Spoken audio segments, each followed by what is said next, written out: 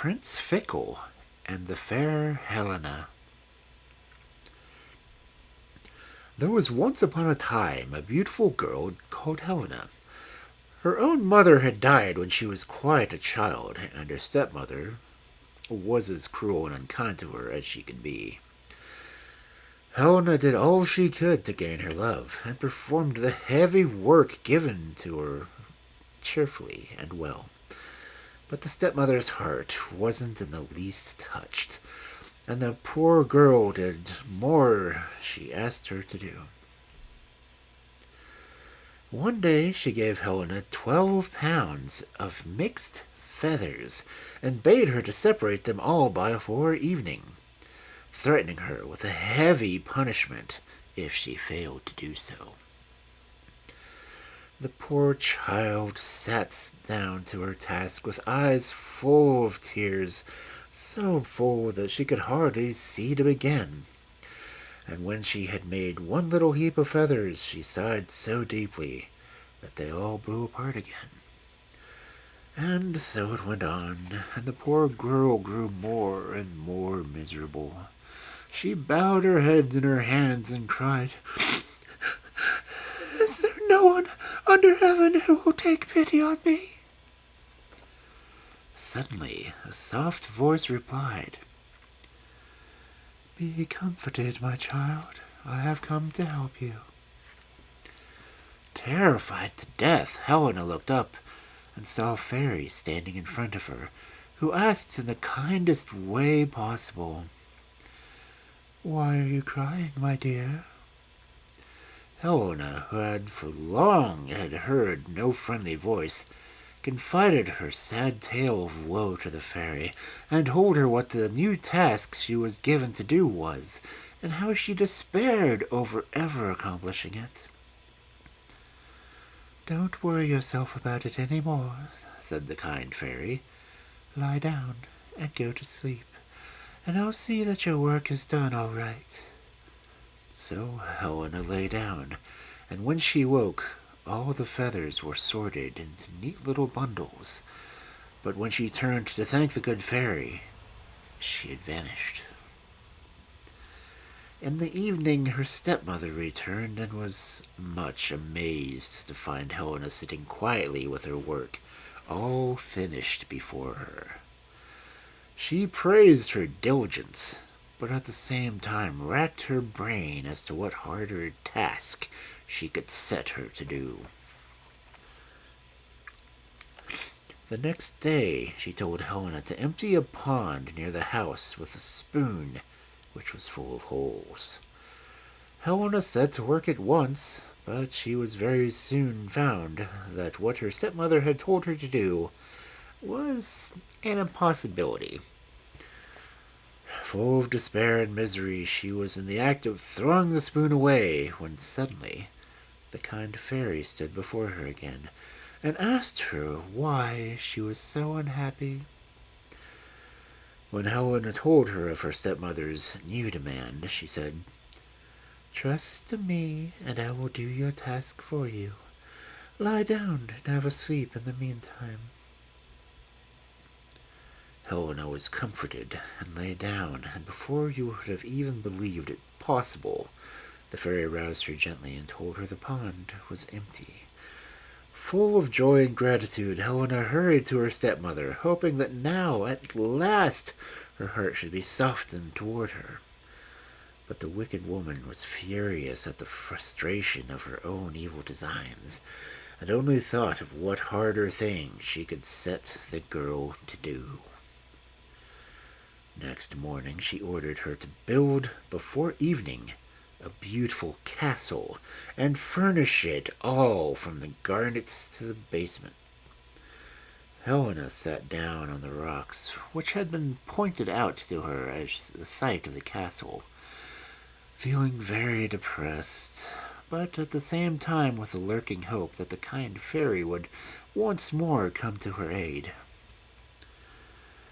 And, as it turned out, the fairy appeared, promised to build the castle, and told Helena to lie down and to go to sleep in the meantime. At the word of the fairy, the rocks and stones rose and built themselves into a beautiful castle, and before sunset it was all furnished inside, and nothing left inside to be desired. You may think how grateful Helena was when she woke and found her task all finished.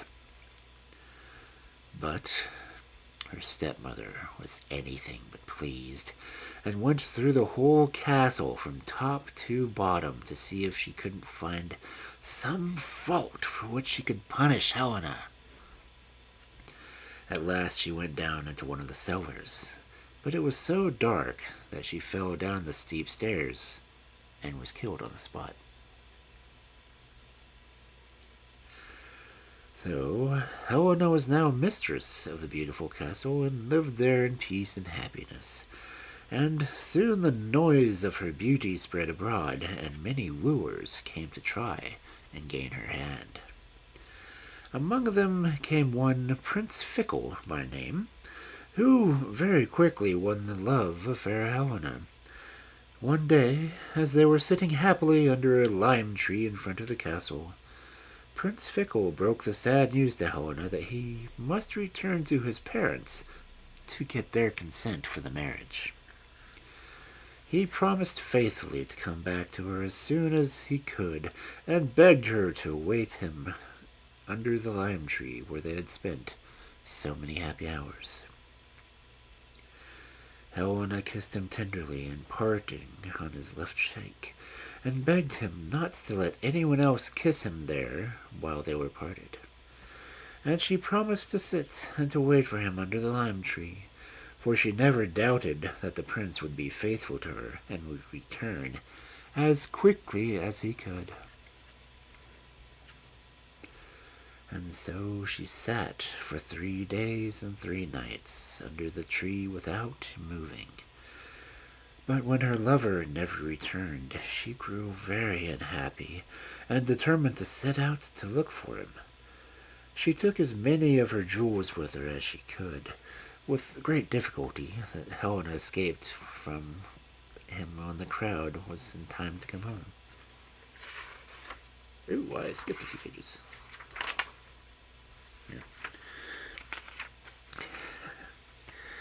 She took as many of her jewels as she could, and 3 of her most beautiful dresses, one embroidered with stars, one with moons, and the third with suns, all of pure gold.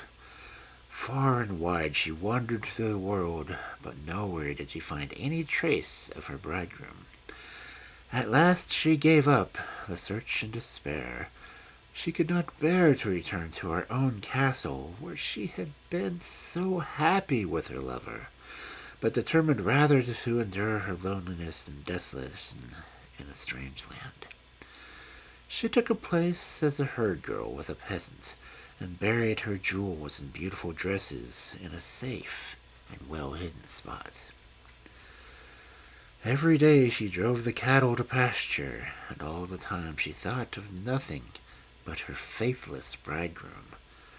She was very devoted to a certain little calf in the herd, and made a great pet of it, feeding it out of her own hands. She taught it to kneel before her, and then she whispered in its ear, "Kneel, little calf, kneel, be faithful and leal, not like Prince Fickle, who once on a time left his fair Helena under the lime."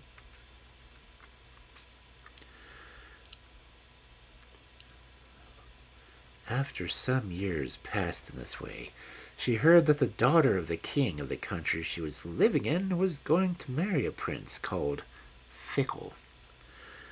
Everyone rejoiced at the news, except poor Helena, to whom it was a fearful blow, for at the bottom of her heart she had always believed her lover to be true. Now, it chanced that the way to the capital led right past the village where Helena was, and often when she was leading her cattle forth to the meadows, Prince Fickle rode past her, without ever noticing the poor herd girl, so engrossed was he in thoughts of his new bride. Then it occurred to Helena to put his heart to the test and to see if it weren't possible to recall himself to her.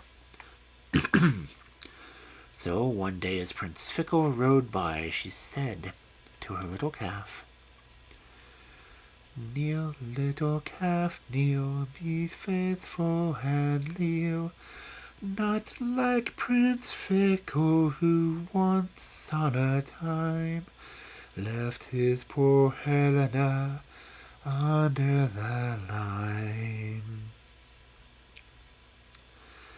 When Prince Fickle heard her voice, it seemed to him to remind him of something, but of what he couldn't remember, for he hadn't heard the words distinctly, as Helena had only spoken them very low and with a shaky voice. Helena herself had been far too moved to let her see what impression her words had made on the prince, and when she looked around, he was already far away. But she noticed how slowly he was writing, and how deeply sunk he was in thought, so she didn't give herself up quite as lost. In honor of the approaching wedding, a feast lasting many nights was given at the capital. Helena placed all her hopes on this, and determined to go to the feast, and there to seek her bridegroom. When evening drew near, she stole out of the peasant's cottage secretly, and going to her hiding place, she put on her dress embroidered with the golden suns, and all her jewels, and loosened her beautiful golden hair, which up till now she had always worn under her handkerchief, and thus adorned, she set out for the town.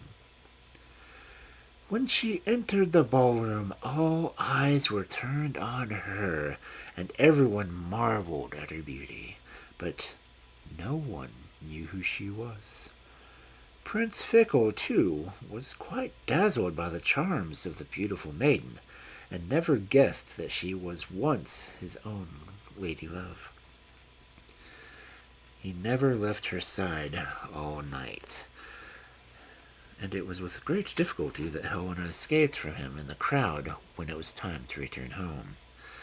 Prince Fickle searched for her everywhere, and longed eagerly for the next night when the beautiful lady had promised to come again. The following evening, the fair Helena started early for the feast. This time she wore her dress embroidered with silver moons, and her hair was placed in a silver crescent. Prince Fickle was enchanted to see her again, and she seemed to him more beautiful than she had been the night before. He again never left her side, and refused to dance with anyone else. He begged her to tell him who she was, but this she refused to do. Then he implored her to return again next evening, and this she promised him she would.